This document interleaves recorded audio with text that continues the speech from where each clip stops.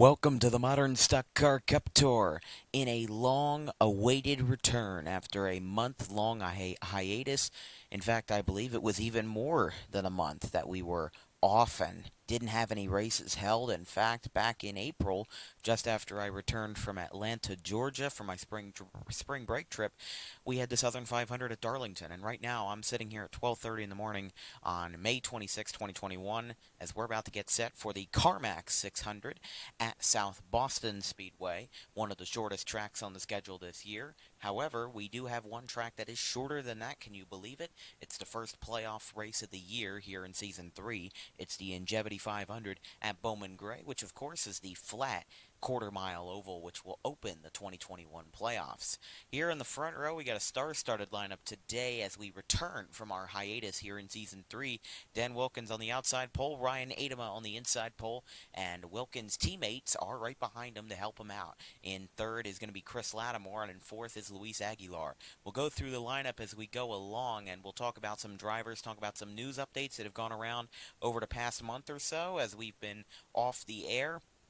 In fact, if I check my catalog of recordings, the last time that I did a recording at the MSCCT was April 17th, which was over a month ago, and that was Darlington. So I really hope we can get back on schedule, at least for now. Of course, I will be going down to Tampa in Florida in about 12 hours. Our flight leaves at 4 p.m. and it's 12:30 in the morning.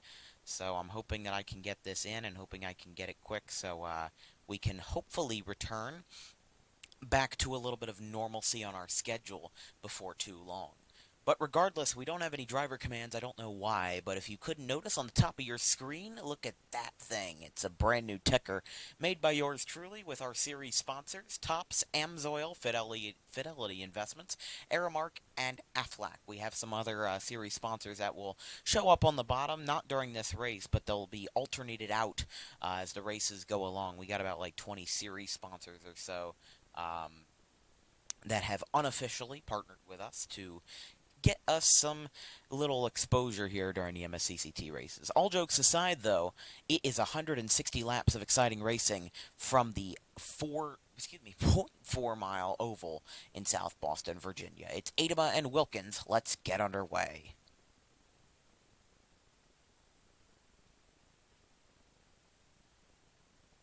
So the engines have been fired here from South Boston Speedway. You can see the pace car is going to pull off here. Let's take a look at the first couple of rows as we get underway. There's Adema and Wilkins in row 1, Lattimore and Aguilar in row 2, Fleming and Salvador in row 3, Sony Ross making her debut, and Christian Coppola in row 4, Creed Daniel and Donna Wilkins in row 5. Then it is Riley Wedge and Dolo Hamilton in row 6, Sarah Fang and Nelson Reeves in row 7, Carlos Rex and Chase Buck in row 8, Aiden Segal and Darian Arthur in row 9, and JJU and Brennan Wilmington in row 10. Wilkins and Adema lining the front. We have a green flag from South Boston Speedway. Side by side through the corner on this first go-around. Wilkins might get the advantage. I think it's kind of too early to tell what the lines and the grooves are going to be like for this race. Is the high line going to prevail? Is the low line going to prevail? Is it going to be somewhere in the middle, somewhere in between? Do we have cars on pit lane already? Yeah, we do. I think somebody didn't get going. 87 to Jacob Thibodeau on pit lane. That HEB Chevrolet. He did not get going, so the restart was a little delayed as Dan Wilkins has led the first 3 laps here at South Boston. Of course, this is more of a battle of trying to hold off the man who is notorious at short tracks. It's Ryan Adema. Of course, he races in the real world in sprint cars at Florida short tracks. I actually saw him compete back in February when I was down in Florida. We drove down to see the Daytona Truck Series race to open the 2021 season, and I met him there when he was competing at 417 Southern Speedway, also known as Punta Gorda Speedway or Charlotte County Speedway. It's got several different names as it's had several different owners over the years, but he races that famed number 92 for Adema Racing Enterprises, his own team. which is exactly what he runs here in the MSCCT. Of course, with his teammates, he's got the 24 of Jesse Owens Jr., who's currently running all the way back in 37th. You have the 85 of, where is he? There's Riley Wedge, who's in 12th. And he's got one other teammate, if I can find him on here. Where is the darn son of a gun? Oh, the 30 isn't here. 30 isn't here. Guess he failed the qualifier, failed tech inspection, so that was a bit of a welcome surprise. I don't know. That might be an issue that we'll have to fix later on, but Doug Doering, I guess, didn't show up or withdrew from the event. We'll have to ask Ryan Adema, the team owner, about that.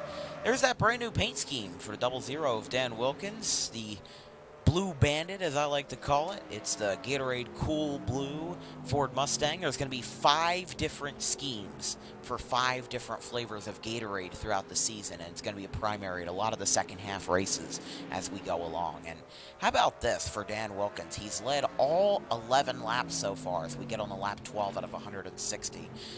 Ryan Adema following suit right behind him. Luis Aguilar in 3rd, Armin Salvador in 4th. Jacob Thibodeau is still on pit lane, but Christian Coppola in 5th. Chris Lattimore, the DWR entry, in 6th, and the only Chevrolet that Dan Wilkins Racing has ever fielded. Callan Fleming, the Talladega winner, in 7th. There's another Dan Wilkins Racing entry, his own mother. It's Donna Wilkins in 8th. There's Chase Buck in 9th, and rounding out the top 10 is the 17 of Darian Arnsdorf. But like I was saying, for Dan Wilkins, in that number 00 entry, it's very interesting how consistent he can be on very certain tracks. He's not one of those guys that is very good on short tracks or very good at super speedways.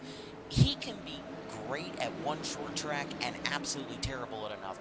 And this is one thing that he'll tell you firsthand. And he doesn't even say that South Boston is one of his best short tracks. He says that tracks like Bristol, a lot of those, what do you want to call them? Those like those high-banked bowls, those bowl tracks, bull rings, whatever. Like Slinger, I'd say Winchester, maybe Wall Stadium, something like that.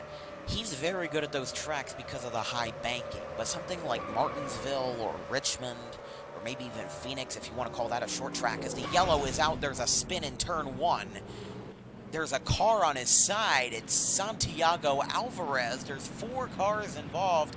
It's Green, Robitaille, JJU, and Santiago Alvarez, and the yellow is out. This happened around mid-pack, and the leaders were just catching up to it as the yellow came out. This was very interesting. It looked like this was a battle for 30th. Yep, JJU in 30th, Matthew Green in 31st, and Santiago Alvarez in 32nd. He just got turned on the front stretch, and it escalated from there. Amelia Nielsen slightly involved, and JJU got a little bit on his side, and Santiago Alvarez went completely on his side, and eventually up and over. He rolled over once, and let's see. We're going to see if he progresses his way back to pit lane, or if he ends up retiring here. He would not be the first man to flip in an MSCCT race and then continue onwards with his day. That's exactly what we're seeing right now. Caden Robitaille, a lot of front-end damage, presumably from that crash. And let's see, Dan Wilkins and Ryan Adema, the 2 leaders, at least the 2 main leaders right now. This is a very packed short track, being 0.4 miles. The fact that we can fit 41 entries on this track at all is what I would consider a miracle. Definitely not something that you would see on a lot of other short tracks, to be certain here. 00 of Dan Wilkins is going to be out first. It's Luis Aguilar's teammate behind him. Armin Salvador in 3rd and Christian Coppola in 4th. Looks like Ryan Adema not having a productive stop whatsoever. Is he still on pit lane? No, he's going to be back there in 5th, so he lost a few spots there. It looks like he got some rear end damage as well, so this is the thing about short tracks. You can pick up damage from anywhere and anywhere. It looks like, okay, I was confused as to why there was some stoppage on pit lane with Nelson Reeves and Ronnie Martin, but it turns out that's because the official was waving the stop sign at the end of pit lane, That signifies that there's a spin on the backstretch. That's not what that signifies. That signifies that Sam Joseph just went around. In all seriousness, though, the stop sign means that you cannot pass the official because there are cars that are passing by pit lane. And, think of Kevin LePage at Talladega in 2008. I believe it was either '07 or '08 in the NASCAR Busch Series. He wrecked basically the entire field by coming up off of pit lane. But remember, that's a super speedway under green. This is a short track under yellow. So the circumstances are different, but I'm still going to make the same comparison, whether you want to call it tone deaf or not. Yeah, this is going to be a very interesting thing. I mean, look, this is a track like South Boston where even when the Whelen Modifieds or the Whelen All-American Series, whenever they come here, I doubt that they have entry lists that are higher than 20 to 25 cars. This is 42 cars, maybe 41 if you exclude Jacob Thibodeau, who didn't include a lap. Maybe you can go from there and give yourself a little bit of breathing. It definitely was talked about, at least for a short track like this, that's really, really small in size and doesn't really have the resources to even fit 42 cars, but gosh darn it, they did it. They were able to get the 42 car sort of set up for us, which is exactly what they'll be doing at Bowman Gray. Can't wait to reveal our plans for that for this year. As you might have noticed, the Splash and Go Graphics Dodge Challenger, the pace car at today's event, has been turning its caution lights off and on. It's mostly been either some confusion or a little bit of miscommunication between the officials and the drivers out there. But also, they needed time for all these cars to file up. Now, just as a disclaimer, because of the erratic nature of a short track like this, there will not be double file cautions throughout this race. We usually have 2 wide green flag restarts when we go underway after yellow. But this is not going to be the case today. We will have single file restarts. Maybe as NASCAR did at Dirt Bristol. It's Wilkins, Aguilar, Salvador, Coppola, and Ademan, your top 5, with Fleming right behind them. We have a green flag on lap 26.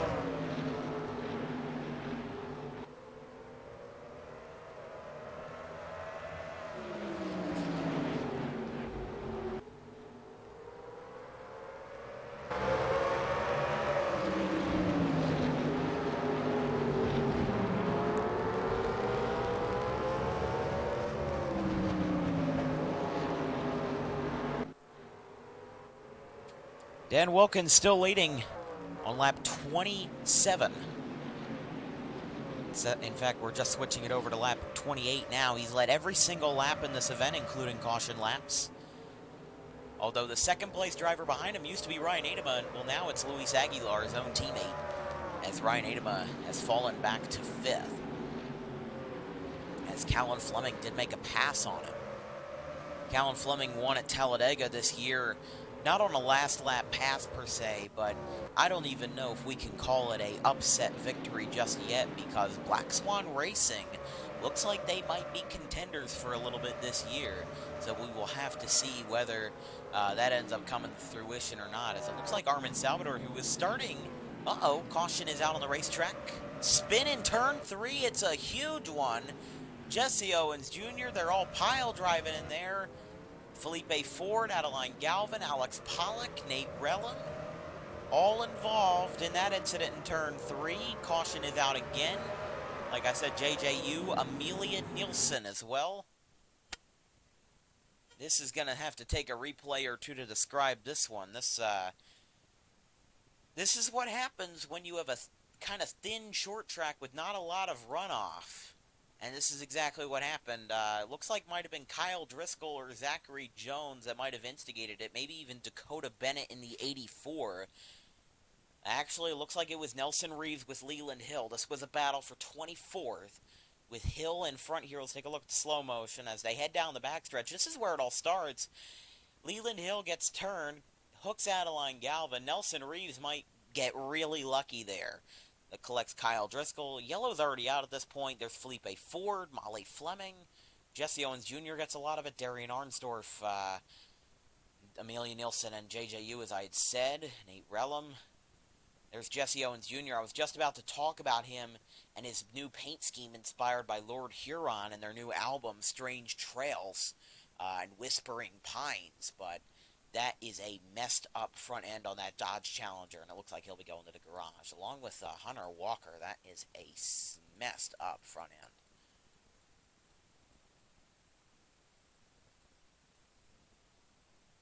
Let's switch it back into the fast forward mode for here under yellow. It looks like Dan Wilkins is still going to be cruising through here.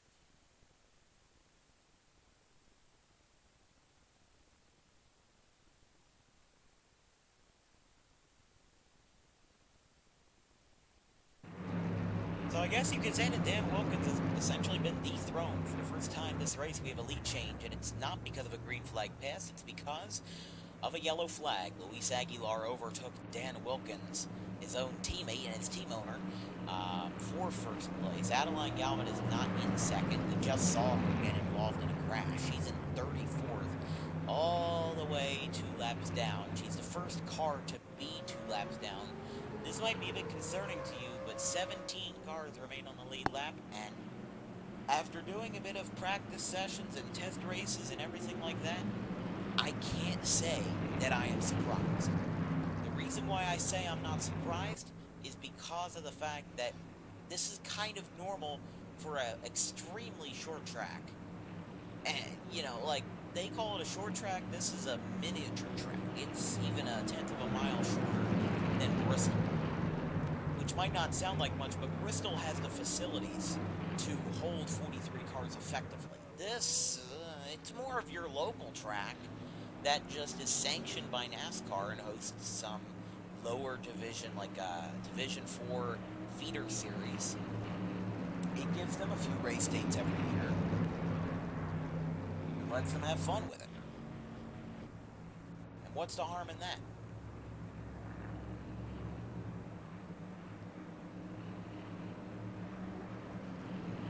No. Something very weird just happened here at home. My Amazon Echo went off. Said something has been enabled.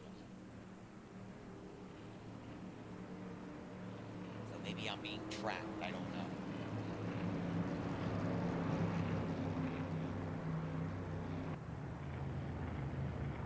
Top 5, that was a very spooky thing right there. Aguilar, Wilkins, Coppola, Fleming, and Adama. Green flag on lap 37. Wilkins already getting to the inside of Aguilar. Oh, he's already getting to the back bumper of Aguilar's own teammate. Was about to try a bump and run on that last corner. Aguilar leads his first green flag lap as a battle for third insinuates between Callan Fleming and Christian Coppola.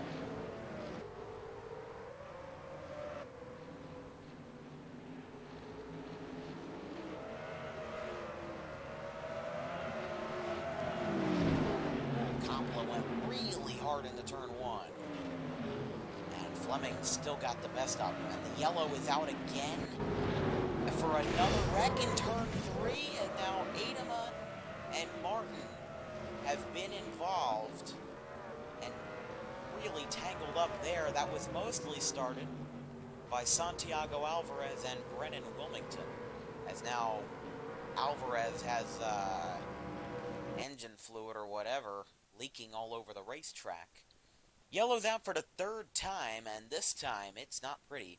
This might have even been worse than the first one we saw where he went over. He still stayed in the race. He was quite literally just 1 lap down after flipping a few laps earlier. That's Aiden Segal in the 47. Came up, got Nelson Reeves, got Brandon Allen. Yeah, Brennan Wilmington went up in there, and then watch where this goes. Here comes somewhere on the bottom of your screen, coming up, yep, here comes the leaders by.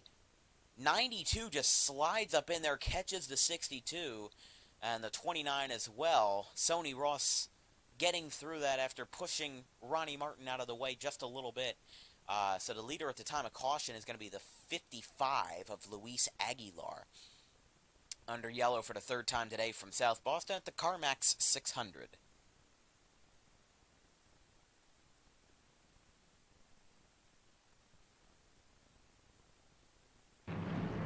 Just my goodness, what a crazy event it's been, if I'm being quite honest.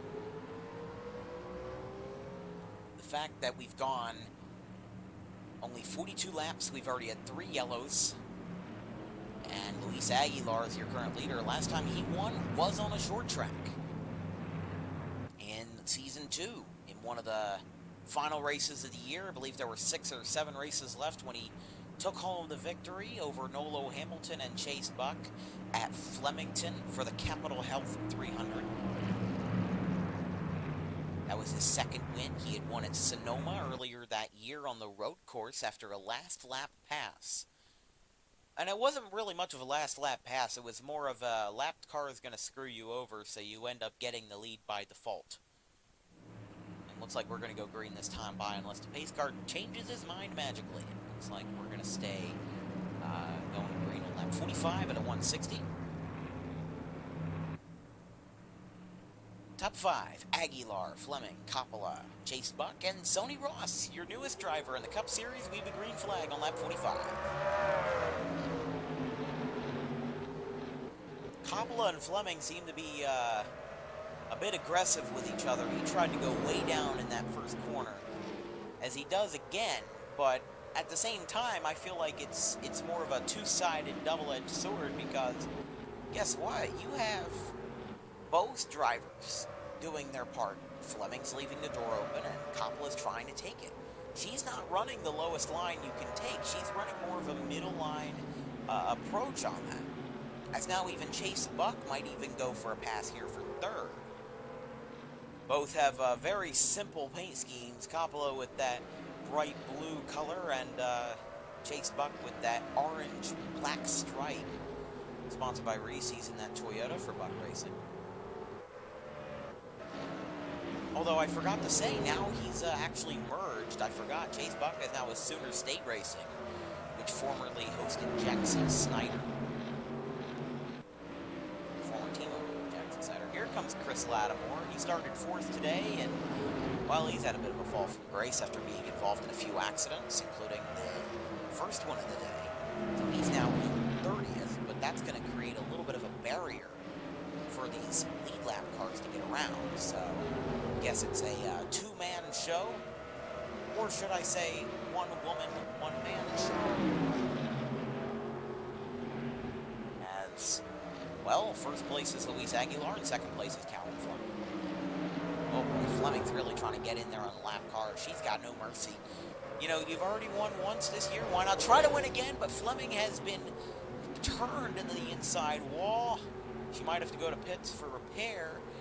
She does not, but the 47 and the 84 who wrecked earlier, I guess, ended up sabotaging the 8 when they were going at it again. Yeah, this is definitely not something that you want to see. Bennett and Seagal are on different laps. Seagal's on lap 50, and Bennett's on lap 49, so they're a lap apart from each other, but they're basically going out for blood.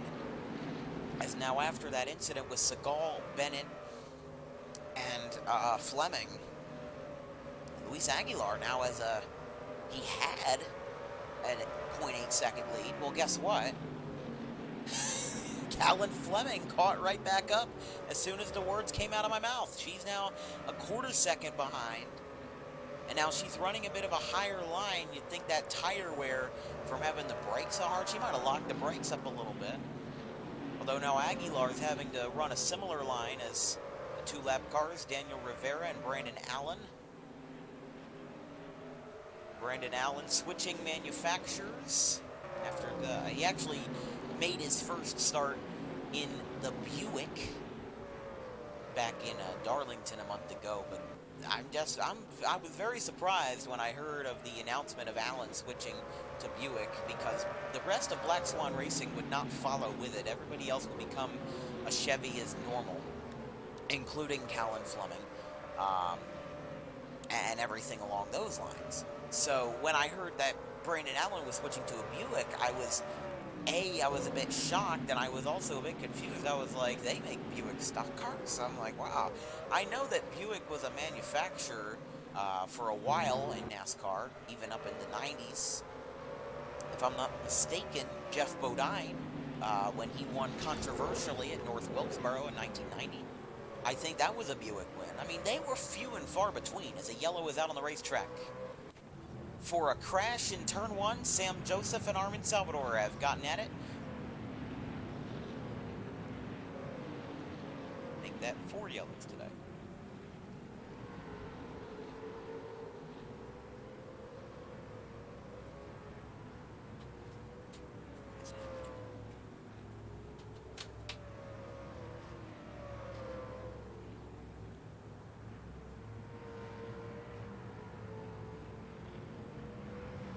Okay, folks, I thought I heard something outside. That's never something I want to see or hear. Gonna make me scream like a little girl. Under caution for the fourth time on lap 61. So we got 100 laps to go. Oh, wow, this is what happened. Armin Salvador got absolutely messed up there. Oh, he went upside down. This was, I see. And take a look at this from the slow motion. Rivera gets turned into the inside wall by Serafin, gets out of it fine, and then Armin Salvador goes up and over. He kind of rid the wall for a little bit, and then as his momentum slows down, rolls over once, and then here comes Sam Joseph in the 4, and Logan Williams too. Guess you could say Molly Fleming got a little bit involved in that as well. But, wow, Armin Salvador. Again, a guy who was in the second row to start this race. He's now gotten himself in a weird position. Let's focus in on pace car so I can speed this up a little bit. This is, I guess you could say, an advantage of recording the races early. I thought the game was about to crash on me. Oh boy. Imagine doing that much, because I started this at like 8:30, 9 o'clock, and we're sitting here at 12:53 a.m. But yes, lap 64. And lap 65. Alright. Here comes everybody. Oh, sudden red flag. Wee woo, wee woo. Get out of my way. I have to lead this race at South Boston. Wee woo. There goes the pace car lights again. We've had similar issues before. If you've been in the server for a long time, if you've been involved with the league for as long as we've really been popular, you might remember the controversy with Season 2 Charlotte. It was the 5th race of the year, so it was quite early on. We had 2 marquee races right in a row. The Southern 500, and then immediately after that, the Coca-Cola 600, the endurance race that was supposed to be 160 laps. This year, which is the next race, it's only 120 laps, so we've obviously learned our lesson. But we use the BBMC version of the track, which is known to cause some crashes of the game, especially when you don't have the high-power computer.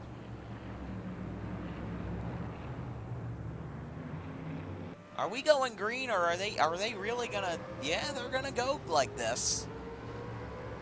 Top 5 is Fleming, Aguilar, Chase Buck, Sarah Feng, and Christian Coppola. I can't change the cautions because this is not being recorded live. If this were me, I would just throw another caution flag and get everybody back up to speed. But because I've had numerous issues with the game recently, and not having races be able to finish because the game crashes when I try to go into a replay, that's what I use the better caution EXE for, and also the retire AI EXE. This looks like Nolo Hamilton got up in the wall. He's going to be able to corral this one. But regardless, it was very, very frustrating. I had to do Darlington like 3 times over. That was definitely not fun whatsoever. Not fun in the slightest. Also, Callan Fleming, your new leader, She's overtaken Luis Aguilar. Yeah, third place, all the way 3 seconds back. It's the 19th Chase Buck with a little bit of hood damage there. As Leland Hill was trying to get to pit lane, and he ended up causing a traffic jam like it's I-95, trying to get down south. Honestly, the only reason why I mention I-95 is because that's the interstate that we took for, I'd say, 90% of the road trip when I was headed from New Jersey to Florida back in February. People might remember that road trip because I saw, like I said, Daytona truck race and then the sprint car race with Ryan Adema and everybody. Uh-oh! Callan Fleming has just crashed on the backstretch. The leader has gone down in smoke. The yellow is out again on lap 73. That's not good. Well, she's definitely going to lose her lead, but that might be the least of her concerns right now. She might lose the race car.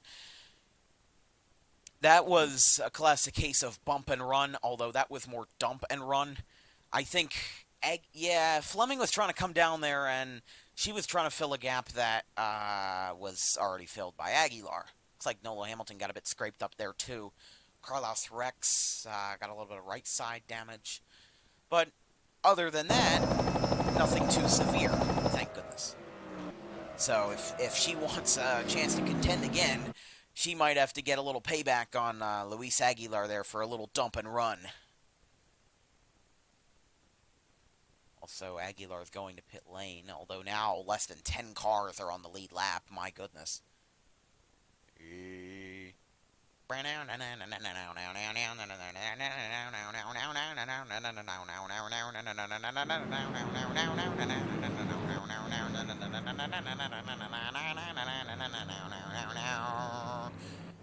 That's the Nyan Cat song. That's like 10 years old.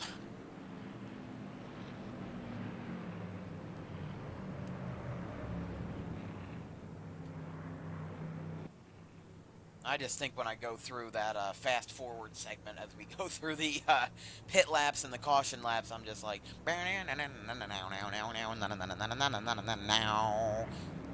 that's kind of what I feel.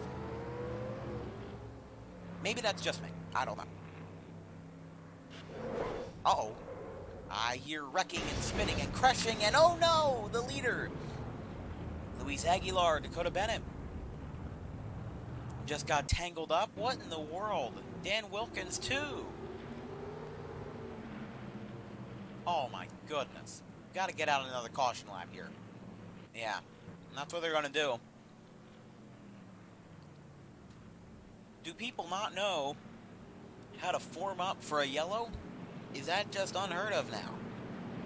Also, caution lights are off again. Sony Ross being scored P1. I guess she made a caution lap overtake in that number 39 Hatsune Miku Toyota Camry, sponsored by the Japanese anime. I'm very hip, I know what I'm talking about. Top 5, Ross Aguilar, Dan Wilkins, Sarah Fang, and Callan Fleming. How about that? 3 women in the top 5. We got a green flag on lap 80. We are officially halfway through.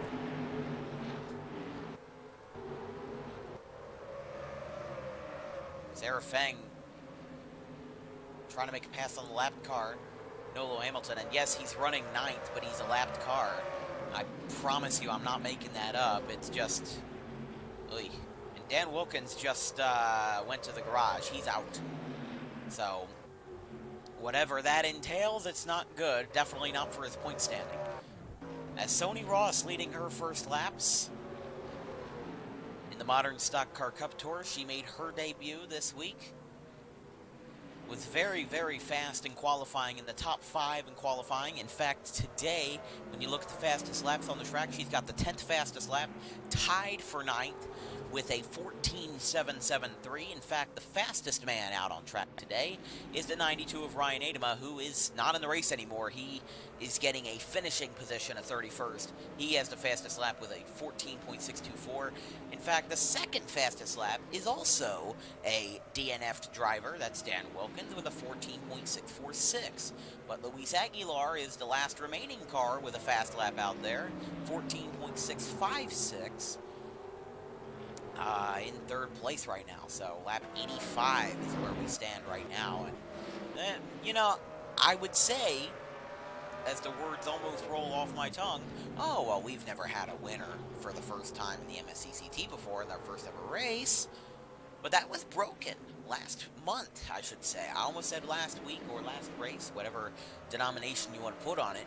Zachary Jones, who was a fill-in driver for Ryan Adema. Ryan Adema had to withdraw from the race due to personal reasons, but Zachary Jones filled in for him. He usually drives the number 44, the Chevrolet in the Truck Series. However, he stepped up and was able to get some laps in, and he didn't lead that many laps. He only led about 15 laps or so, while Dan Wilkins and Carlos Rex each led 30 laps each.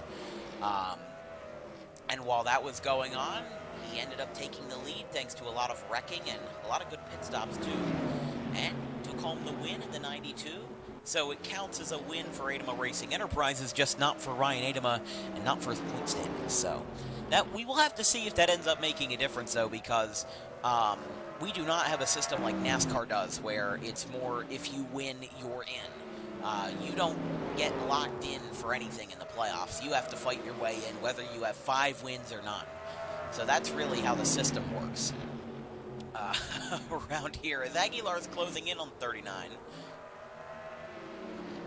Right now, manufacturally, in the top 5, it's a Toyota, Dodge, Ford, and another Chevy, and another Ford. So yeah, you got every main manufacturer there in the top 5. Toyota, Dodge, Ford, Chevy, and another Ford. Although the only one we're missing is a Pontiac. Riley Wedge running in 7th, not too far back, and then right behind him, in 15th, but a lap down. You get my point. Right behind him physically on the track, not in the points, is the 70 of Brandon Allen running a Buick. He's the first ever driver to run a Buick in MSCCT history. We've had Richard Birmingham run a Mercedes. We've had a lot, and I mean a lot of different manufacturers. As Sarah Feng looking to hold on for a pass here. She's going to get second. It'll be a battle of inverted numbers, the 39 versus the 93. I kind of coined that term at Michigan when it was a battle between Ronnie Martin and Ryan Adema. Inverted numbers there, 29, 98. You get my point. As now Sarah Feng looking to take advantage of maybe the lapped car of Ronnie Martin to take a lead here on lap 96. That Jinky coin forward. She will take the lead by about a wheel hub right there. She leads by 0.003. That's 3 300ths of a second, 3 100ths of a second. I don't know what I'm saying. As even Sony Ross is going to get passed presumptively by Luis Aguilar. Although no, Ross is going to hold her ground. She'll keep second. This will be a very good run. You know, we've had a lot of great runs by drivers making their first ever starts, excluding Jones's win at Darlington just last month. We also saw Eli Sasak in the number 9 make his debut at Flemington, which was that race that Luis Aguilar won for his second career win. That was also something where he finished second, and he also led some laps. He definitely had a great experience during that, and also during the Season 3 American Airlines 500. It was a very good performance by Daniel Rivera, making his first start. Led a few laps, unfortunately got wrecked out about midway through the race. I mean, that was really, really just mess of a race.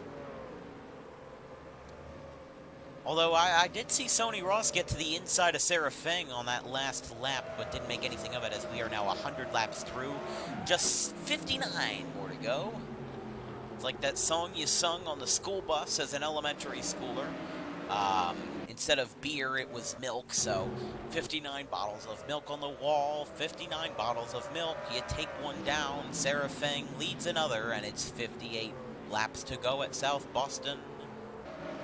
Definitely, I'm not a professional singer in any sense of the word. Here comes Sony Ross back on the inside, looking to take advantage here. Aiden Seagal, lapped car, standing in 18th. Yeah, there are three drivers who are making their debuts this time around. Sony Ross, oh, side by side, but Ross gets it by an eyelash. Again, 3/100th of a second. It's Sony Ross, of course, the leader, who had her debut right here. Then right behind her, physically in the field, is Aiden Segal, the 47, who is not technically making his debut because he had a few starts early on in Season 2, including at Watkins Glen when he had a top 20. He drove the 72 Chevy at that time, sponsored by Under Armour. This is different. He's driving the 47 now. Last person to drive the 47 before him was either Jesse Owens Jr. in the MSCSS or Richard Birmingham in Season 2. That's really all I can think of. And then also Zachary Jones in the 45, also making his first start with the number 45 of USA Motorsports. He's running in the top 10 right now, so after qualifying nearly dead last, you might have seen when we posted on Twitter that he crashed in qualifying right where it was, right about there. Let's rewind it on the videotape right there. Right about there is where he started to spin, and right where you see Dave Import Energy, that's where he caked the outside wall. So that ended up not being favorable for him. So he ended up having to go to the rear of the field to get a backup car. Sarah Fang of Virginia Beach Motorsports. We saw that wreck earlier where Armin Salvador went up and over and collected Santiago Alvarez in it as well. That was kind of, or excuse me, not Santiago Alvarez, Aiden Skull. That was really ironic to me because Sarah essentially dumped the 47 and ended up collecting her own teammate, her only other teammate, because it's a two-car field. Armin Salvador and Sarah Fang. They're a two-person team over there. Very, very homegrown out of Virginia Beach, Virginia. Obviously, that's why they're called Virginia Beach Motorsports. If that wasn't obvious enough. As now, it looks like Sony Ross and Sarah Fang are really just trading places here in the lead. Donna Wilkins is also close by. It's the battle of the women up front here. The top four are all women. Sarah Fang, Sony Ross, Donna Wilkins, and Callan Fleming. So how about that? And then also, in ninth is Molly Fleming, the older sister of Callan Fleming, both running in the top 10. As Fang leads another lap, but Ross gets a little bit to the inside there, trying to make a bit of an impact. Let's take a look at the hood of the number 39. Hatsune Miku. And back again. Yeah, Donna Wilkins has not won this year, neither has Sony Ross, and neither has Sarah Fang, but the reason why she runs a Jinky Coin car is because she recently lost her beloved dog, Jinky. We actually renamed the event at Iowa, when we raced there earlier this year to the Driving for Jinky 400. I guess more technically it was the hashtag Driving for Jinky 400, but it was more of a memorial race to remember the life of Jinky, who was a dog who was born in 2009 and passed away in late March of 2021, I guess from old age or health issues. But of course, again, great wishes out to Sarah's family for everything that they had over the course of 12 years, and of course, we always will love the dog Jinky. 120 is now going to be underway, as it's still a side-by-side battle. You know, you might scoff from an outside glance at, oh, there's only 7 cars in the lead lap. Well, guess what? All of them are a second and a half or fewer behind the leader. Fang, Ross, Wilkins, Coppola, Aguilar, Fleming, and Riley Wedge. And still, Nelson Reeves, Molly Fleming, and Zachary Jones are all 1 lap down, but still in the top 10. And as we speak, with 40 laps to go, we have... I think I need to reset the board. Let's see if I do that. No, it didn't work. Okay, I'll have to fix that after the race is done. But 23 cars are still out on the track. The cars that are no longer out on the track and are out of here, out of the race, are Dan Wilkins, Chase Buck, Leland Hill, Creed Daniel, Armin Salvador, Daniel Rivera, Sam Joseph, Ryan Adema, Kyle Driscoll, Brennan Wilmington, Santiago Alvarez, Hunter Walker, Jesse Owens Jr., Charlotte Kelly, JJU, Amelia Nielsen, Caden Robitaille, and Jacob Thibodeau, who did not complete a single lap, and also Doug Doring, who withdrew from the race unexpectedly. Although wouldn't that be considered a DNS? That did not start. Although I basically saw that when I was looking at the Formula One page for the recent Monaco Grand Prix that happened, because the pole sitter for Ferrari, Charles Leclerc, ended up having a gearbox issue on the first lap and didn't complete a lap, so they put him on the scorebook as, well, DNS, did not start. Sarah Feng still leads, but Ronnie Martin not giving up, and this might be why the lead battle is so close, because Ronnie Martin is essentially acting as a barrier in between these two lead lap cars right here. I mean, Ronnie is in 21st. He is currently a whopping 4 laps down out of the 23 cars. The ones that have it the worst are the ones that you just saw flash by on your screen. 84 of Dakota Bennett is 8 laps down.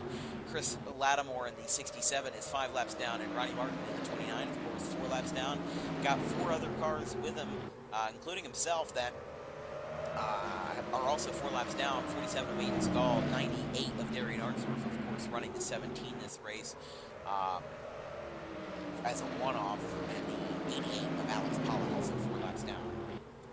Yeah, it's basically a hodgepodge of lap cars, but if you're up in the stands, you gotta have your little pager, you know, your standings ticker with you.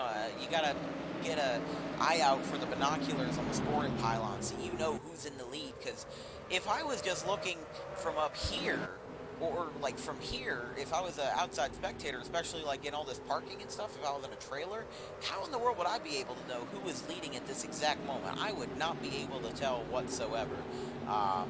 You know, maybe in all presumption, I could say, oh, Logan Williams is leading, and Nolo Hamilton's in second, but no, it's a little lead pack of lapped cars that are ahead of the leaders. You just got to know who's who and who is where and who's in what position.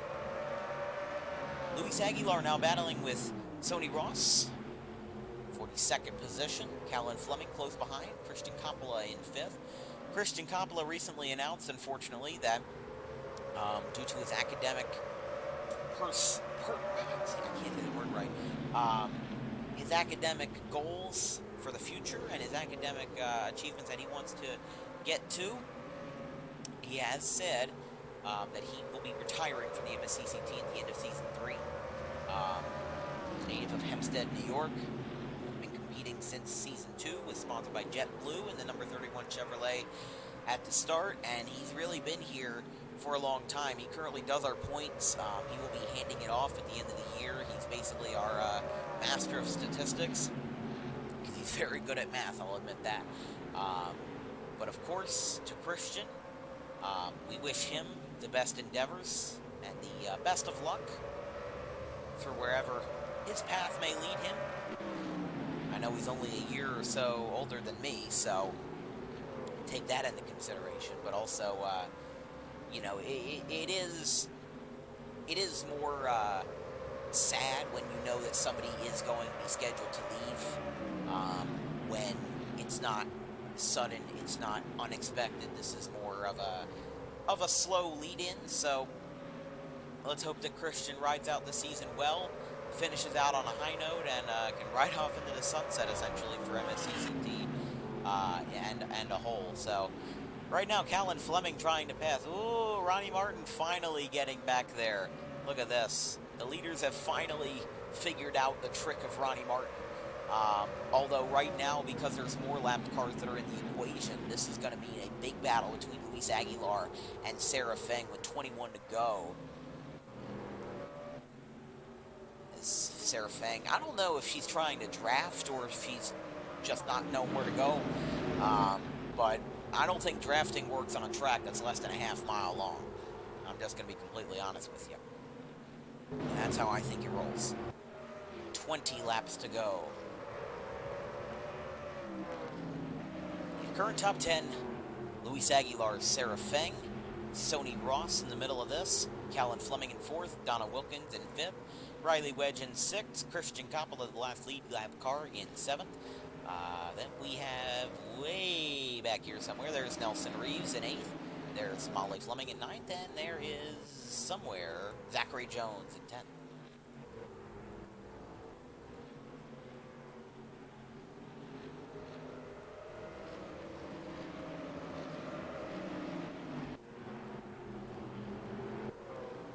Yeah, I think that's why the lead was as close as it was, the battle for first.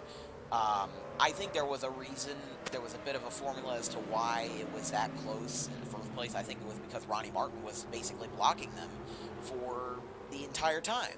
So because they couldn't really pass him, they didn't really have enough time to pass him. When you have something with the front stretch being as short as it is, like, you can go around this this course if you're on really fresh tires, and if you're on like a qualifying practice lap, you can go around this track, well, in 14.6 seconds. That's the fastest lap we have today, set by Ryan Adema, as we discussed earlier. But still, I think with Ronnie Martin being in front there, in front of these lapped cars, I think it did kind of make a difference into how these leaders were conducting themselves. And right now that Martin is out of the picture, now it's Zachary Jones in front of Aguilar and Fang. Could make it a little bit interesting. See how it gets rolling here. I think you also have to consider with tire wear, you know, do we have green flag pit stops at any point? Will that end up being an issue? We have not had green flag pit stops because most of the first half of the race was kind of littered with cautions here and there. We've had 5 yellows today, and all of them were before lap 100. So, in fact, the last time that we went back under green was lap 80 when we officially passed the halfway mark. So there has not been a single yellow in the second half. And look at that, with 11 to go, Sarah Fang might have just bowed out right there. She definitely had a bad corner through 1 and 2. And now she's looking to get back on Aguilar here with 10 to go.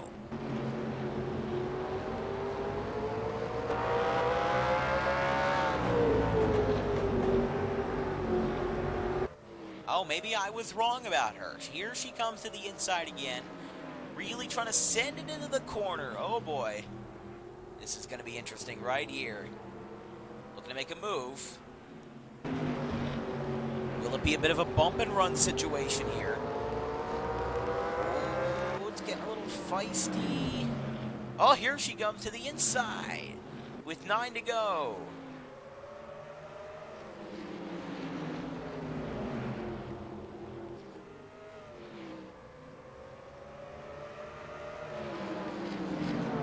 Maybe not yet. Still got to give it a little bit of time. Here she comes to the inside and to the lead for now. But does Aguilar bow out here? She might be able to clear Aguilar if he doesn't get a good run on this next couple of laps. 6 to go. Callan Fleming back in third is 2 seconds out. There she is entering turn 3, getting a little blocked there by Nate Relum in 13th. And she will be able to clear Luis Aguilar, Alex Pollock, Aiden Segal, and Zachary Jones behind them. Sarah Fang, 93, 1 career win. Her last win was a bit of a weird one. It was Season 2 Phoenix, where she won in a remarkable turn of events after crashing like 3 times. Was able to get back to the front, take the lead, and win. And that was the race that was basically a wreckfest because 57% of the 70-lap race was held under caution. But now she's got a comfortable lead over Aguilar. 0.43. Let's see if it holds this time around. 2 laps to go. 0.8 miles left at South Boston. Lead is reduced to 0.34. If she's able to use Pollock and Jones as maybe barriers to Aguilar, might not matter. Here she comes to the white flag. 1 more lap to go at South Boston. She wedges herself in between the 2-lap cars here. Aguilar gets a bumper to her, moves her up the track. This is going to be a really close finish here. Aguilar getting to the inside. This will be close, side by side, and Sarah Fang holds off Aguilar and takes home the win by less than 1/10 of a second. Sarah Feng, for the first time since Season 2 Phoenix almost 10 months ago, has won the Carmax 600 at South Boston, the .4-mile oval. And Callan Fleming in third, the first win for Virginia Beach Motorsports this year. Her teammate Armin Salvador was the last to win in a VBM car. He won at the Bristol Night Race late in Season 2. I just want to take a look at that finish since that was very, very close. I was saying with 2 laps to go, you heard me, you can rewind the tape, that, Fang's got a good cushion here. But as you can see, I think because the 45 and the 88 were there, that ended up causing a bit of an issue that might have been a bit of fuel for Aguilar to get off of. You can see right here, yeah, she's not on the low groove like she was a lot of the race. She was up in the middle groove, and that left the door wide open for Aguilar to get in here. So he is there. He gets right there. And this is where I'm thinking Aguilar might have a last lap pass here. Thanks to Zachary Jones and Alex Pollock. He's got the lead right there. And then side by side, they get off the corner. And let's slow it down for you. Frame by frame, there it is. Sarah Fang, your winner, and Luis Aguilar, .08 seconds behind. Or excuse me, .008 seconds behind. That's less than a tenth of a second. One of the closest finishes all year besides maybe Texas and maybe Talladega. But Sarah Fang takes home her first win since Season 2 and her first of Season 3. She becomes the 10th different winner to take home a checkered flag this year, and she does it on the short track. Next time around, we'll be doing a bit of endurance racing for you. It's the NASCAR Hall of Fame 600 from Charlotte Motor Speedway. 120 laps of exciting racing, and then we go back to Charlotte again for the All-Star Race, the 3rd annual event, where at least 20 cars will be competing in the marquee race of the first half. This is Dan Wilkins signing off for now. Thank you for watching the Modern Stock Car Cup Tour, and thank you, and see you again at Charlotte.